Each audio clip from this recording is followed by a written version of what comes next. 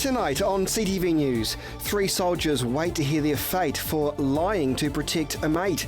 We have the details.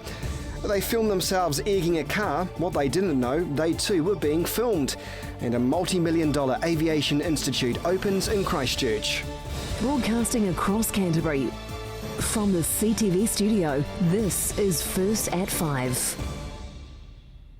Good evening, welcome to CTV News, now streaming live every night at ctv.co.nz. Well, 3 soldiers were sentenced today for lying to protect a mate. The court-martial was held at Burnham military camp. At the court, the 3 men admitted to lying to cover for one of them who ignited an explosive device causing injury. Chelsea Daniels was there. 3 New Zealand Army officers admitted to concocting a story to cover for one who opened an explosive device, emptied its contents and set them on fire. At a New Zealand Defence Force court-martial at Burnham military camp today, Private Donald Thompson pleaded guilty for tampering with the ammunition and lying under oath. 2 others, a Private Paul Dobson and another soldier with interim name suppression, also pleaded guilty for lying under oath. The explosive device was used in a military training exercise but did not detonate as planned. It was then handed to Thompson, who was instructed to disassemble the device. Instead, he opened the device, poured its contents onto the ground and attempted to ignite it using his cigarette lighter. The ignition exploded and resulted in burns to his face, arms and hand. He required immediate medical attention.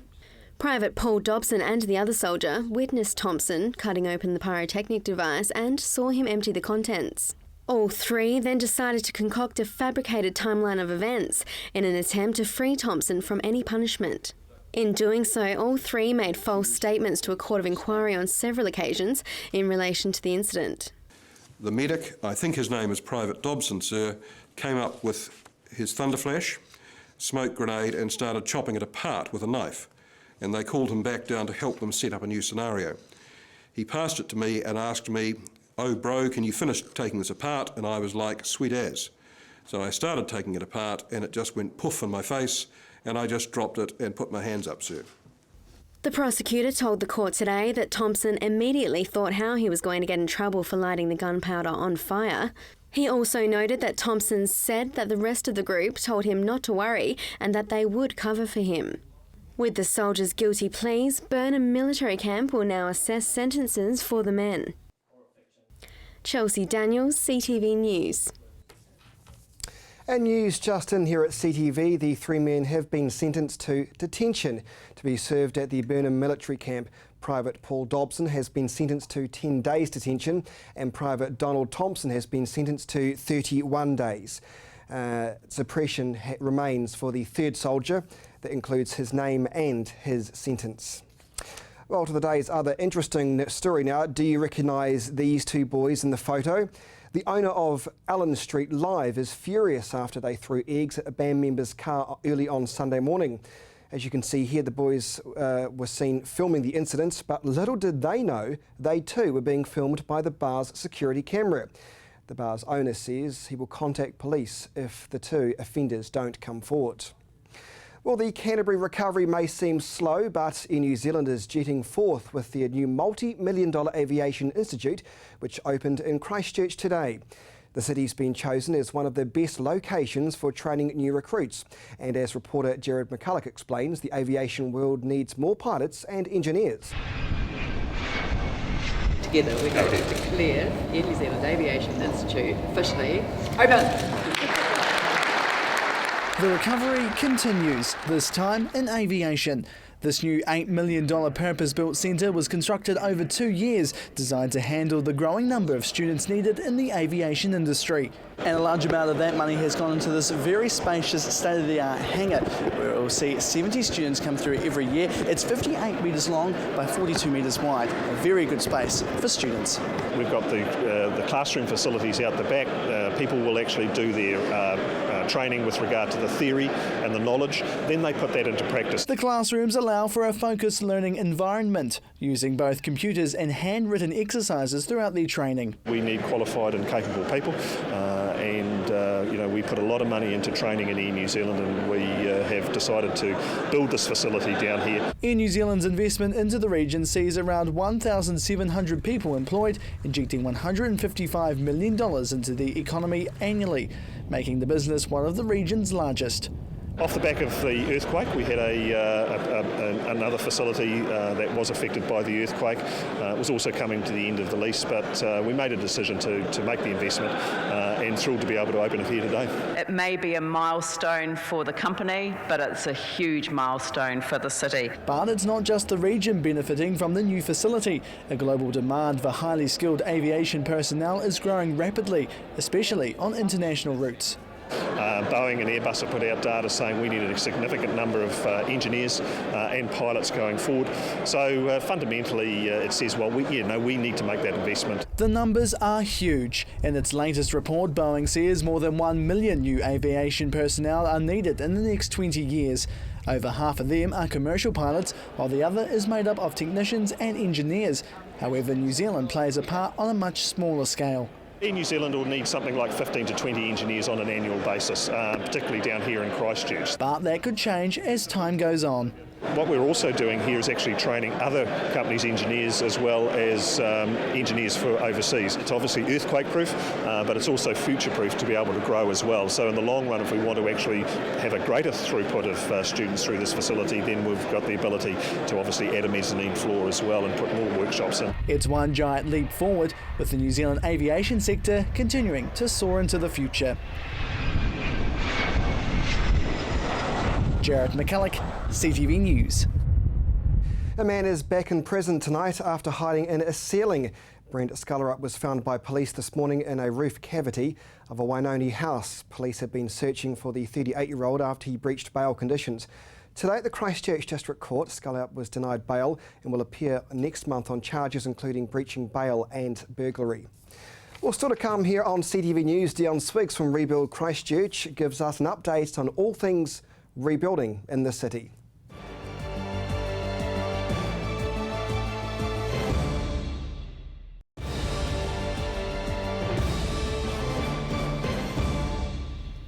Welcome back to CTV News. Dion Swiggs from Rebuild Christchurch is here with an update on everything that is rebuilding in the city. Dion, good evening to you. Sarah wants private funding for what?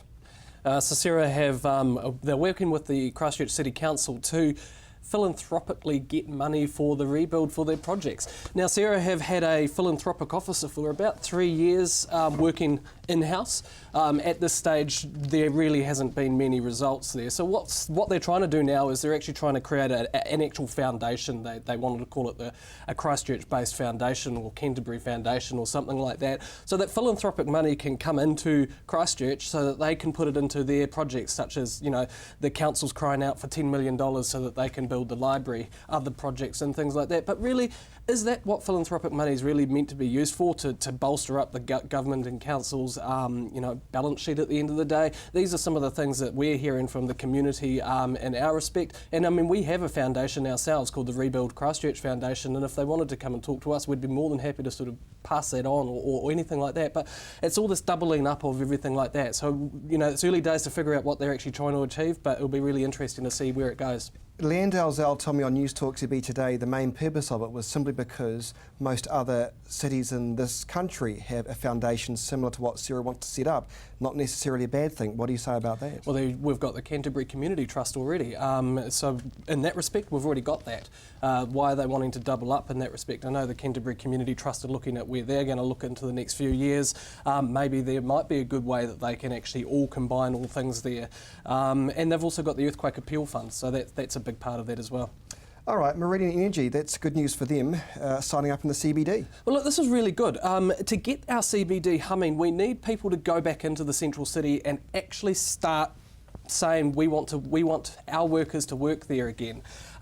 So this is Meridian. They've gone in provincial chambers. The old building on Durham Street there. They're going into that new building. There's a couple of cranes there at the moment. But again, this is really good because this is actually getting people back into the central city. People will start going back in there, and over time you'll start seeing more activity. Looks nice. The building looks really nice. We were just looking at it there. To other news, Sarah, Wellbeing Index shows slow improvement for those still suffering from the stress and still high domestic assault issues, but high employment opportunities. So that's, well, a double-edged sword really. Some good news and some bad news in there. The Sarah Wellbeing survey, obviously they do this every quarter, and it looks at how people are recovering in the psychosocial recovery. Now that's a big long word to say, and how do you feel? It's down. It's the people that are saying that they feel bad or sad or more than sad most of the time is down 2%. But the big part here is that the people that are suffering or that are still suffering are actually suffering more than ever before. And so when Sarah do come out with these positive news stories, there is a double end to the sword here, and those people who are left out are actually really suffering. And again, a couple of weeks ago, Westpac came out with some data saying that there is going to be 15,000 less jobs in Canterbury over the next 5 years, because as the construction sector and things like that wind down. But there's still plenty of construction to be had though, so I don't understand why they're saying that. When you look in the city, when you look in the outskirts of Christchurch, still a lot of empty space though. How can that be the case? Some data from CDC is saying we still need 5,000 more jobs in the city, and then Westpac come along and say as the rebuild peaks down. So this will probably be from about 2018 onwards, and that's around 15,000 jobs. So really the time is right now for our city to actually start thinking about, well, what is our economy after the rebuild, and how does that actually translate into jobs for those people that are wanting to stay here and make Christchurch their home. Okay, for those in Littleton, the Littleton Port Recovery Plan for consideration, what does this mean? So Littleton Port, the Minister and Sarah, or Cabinet, have said, there's a recovery plan that needs to be done, because obviously otherwise the port would need to go to the council, and it would probably take 10 years to get all of the consents that they need to do, resource consents. The plan has gone through ECAN, through the environment stuff, and now they're ready to take it back for public consultation through the Sarah process.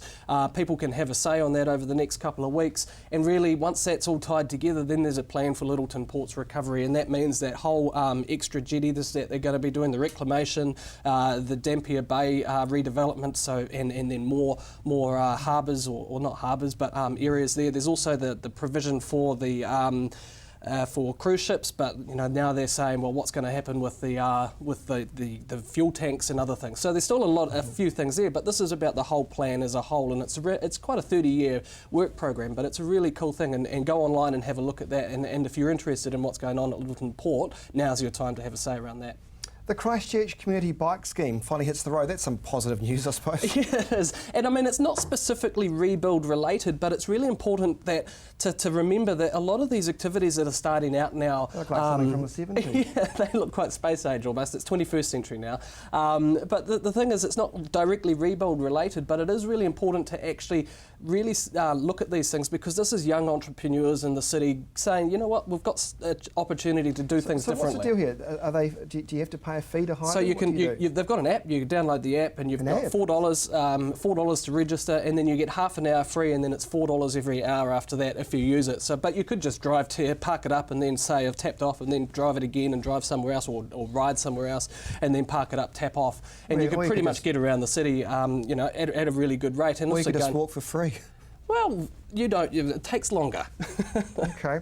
It sounds almost a bit silly to mention a Blimmin Bridge in a residential area that's opened up, but the Gayhurst Bridge, I mean, on Talkback Radio, a lot of people wanted to know when this Blimmin Bridge would reopen, because it actually was a vital link, and in some ways it did isolate the community, but as we see on the images there, not a bad turnout, and it's actually quite an important part of the east. And it was only 2 months delayed as well to be opened. It's not bad. It's not bad for the state of a lot of things in the recovery at the moment. But yes, Gayhurst Bridge is now reopened to traffic. We drove over that a couple of days ago, and all we did actually, the passenger in the car put the cell phone up on the screen, up on the dashboard, and we just drove over it, and over 10,000 people have viewed that video. These kind of little small wins of just driving over a bridge. Yes, I know, tell me about it. But these little small wins are really good. And if you do drive over it, there's another really good thing that you can actually see there is they've incorporated the bike lanes and the walking lanes, and they've actually made it off the road, and it's actually quite cool. Oh, that's good. You can actually have a look at that and think about that as a model for the future, how biking and cycling and road traffic such as trucks and automobiles are different. I think it's really good. Another sign that we can put the earthquakes out to dust is the containers in Sumner. We can finally get rid of those. Yes. The council released some details about this the other day. They'll be slowly phased out. They're starting out at Sumner and then along the road as the rockfall risk and in that area is mitigated. They will start to take those away. And they've been there since the earthquakes. It's going to be for the people of Sumner and that go out there for coffee and stuff like that. Amazing difference it's going to make to the area. I mean, they almost became part of the fabric, didn't they? They're almost part of the furniture of the city, they really, were. aren't they? Yeah. It'd be quite weird to see them go. Dion, I did want to ask you about the insurance overcap update. Where are we at with that? Over 16,000 overcap residential claims. Yeah, so 16,200 residential earthquake claims have been settled. 12,100 of those have been cash settlements, so there's only about 4,000 rebuilds and repairs. Remember, this is overcap, so this is the real complex stuff, over 100,000, 200, 300, whatever it is. There's still 7,000 obviously in resolution or in a process to be settled, whether that's a cash settlement or they're waiting for their house. They've said, yes, I want my house to be rebuilt. I'm happy with the way it's going to be doing, and now they're in the process. There are still 600 odd in yet to receive an offer, and there's still about 200-300 every quarter to come out from EQC. Another really interesting point here that I've just got some information about today is the amount of people that are now starting to look at reworks, and there is 2,700 in the pipeline just right now. This is just with EQC that aren't happy with their work. And that's just one small part, and this is just a really growing and developing thing. Obviously, we had EQC come out and say we need to check everything out. If you get your rebuild done or repairs, who's responsible if you come back and say I'm not actually happy? I mean, surely you don't sign it off. It ultimately should be EQC. All right, Dion Swiggs from rebuildchristchurch.co.nz, thank you for your time this evening. Well, in less than a couple of weeks, nearly $100,000 has been raised for the siblings who survived the tragedy fire in Waimate. Nearly $100,000 has been raised for the 3 orphaned Nepalese sisters who narrowly escaped a Waimate fire that killed their family 2 weeks ago. Taj Kafel, his wife Tika and their 8-year-old son Pram died in the family's home above their restaurant in the town's main street. The fire broke out in the early hours of the morning, and the 3 sisters survived by escaping onto a roof from their bedroom window. The fire has been described by emergency services as a fatal accident. Waimate Mayor Craig Rowley set up a mayoral fund for the women the following day, and as of today, donations have totalled more than $80,000, while a second Give a Little fundraiser has raised nearly $16,000. A trust has been set up for the sisters, and the funds will be open for the next month. For more information on the fundraiser, go to ANZ Bank. Still to come here on CTV News, the region's weather.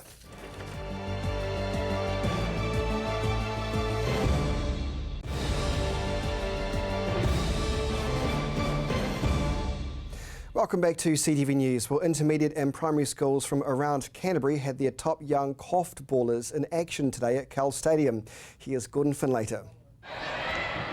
Over the past couple of months, these youngsters have been trying their hand at korfball. The man behind the initiative to get more kids playing the game is Torsten Ball. The enthusiastic korfballer has made a long trip to help grow the sport in Canterbury. I've been playing this sport for 15 years and it's basically the thing I love and the thing I do. Back home in Holland it's really, really big and I wanted to do something that I enjoy. So I came to New Zealand and wanted to teach the sport to new kids, and now we have, I would say, 400 kids introduced to the sport over the last 2 months, which is awesome to me. Torsten has been impressed by the way the sport has been picked up by the kids, desperate to make the cut and represent their school at today's tournament. Oh, they reacted really well actually. Like it's new for them and it's more free than basketball and netball because you can go around the hoop. So they reacted really well, and some of the kids are also pretty sad that they didn't make the team. But I'm really, really pleased to see that the schools reacted like that. That's awesome. With many transferable skills from netball and basketball, korfball has been popular with many aspiring ball sport players. Walking into space is like, it's what the kids have here, it's pretty essential. The shooting techniques are different though, and first of all they had to get used to that they go around the post and not only in front of the post, but the skills are indeed you see a lot of netball and basketball kids over here. The inter-school tournament isn't just a fun day for all involved, with the competitive streak in many being well on display, with each school looking to walk away as the champions. I mean, I could imagine me being a 10, 11-year-old. I hate losing. It's awful. And those kids as well, they want to win. They just want to win. There will be a champion crown at the end of the day. We have a past champion as well. They're defending it in here. That's Heaton, year 8. And hopefully the next tournament will have a different champion than today. And it was Heaton that took out the tournament, successfully defending their title, with the A team getting a win in the final over Beckenham. Going forward, the objective for Korfball Canterbury is to get even more schools involved and give many more youngsters the chance to enjoy this ever-growing team sport. It's very promising. It's to us to do something with this. We noticed that the kids really enjoy it, and I mean, we've enjoyed putting the efforts into this and making it into a great day like this, and it's up to us to actually evolve with that, continue with that, and hopefully get more schools out of this. That'd be great. Gordon Findlater, CTV Sport. Korfball. Is that right? Korf. I'll say it right one day. And Mercy is standing by now with the region's weather forecast.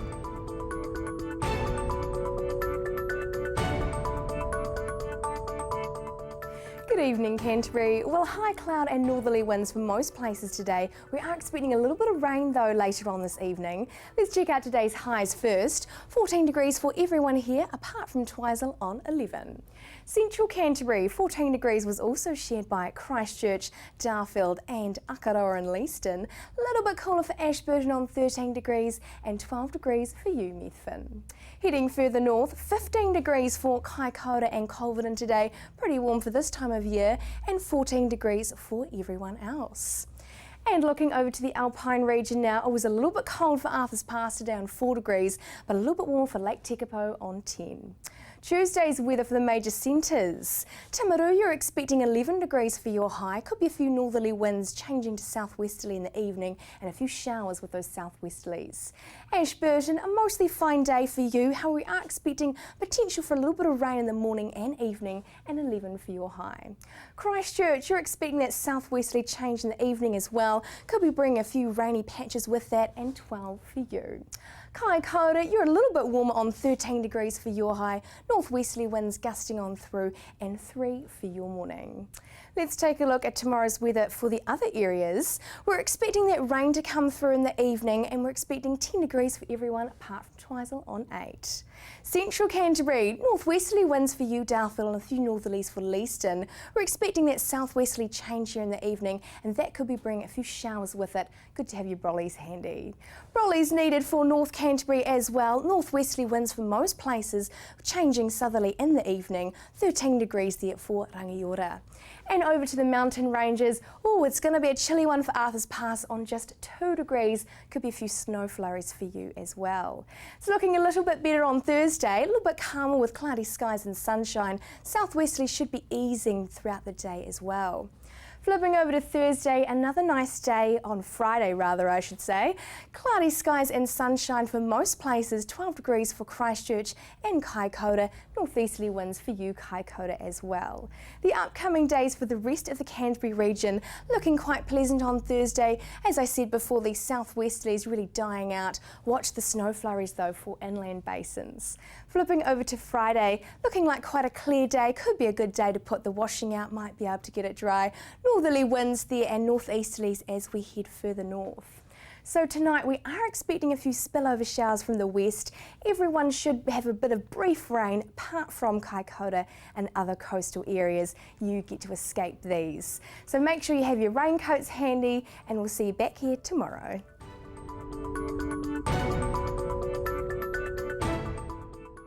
Thanks, Mercy. You're doing so well with that sunshine as well. And that is CTV News for Tuesday. Have a great evening.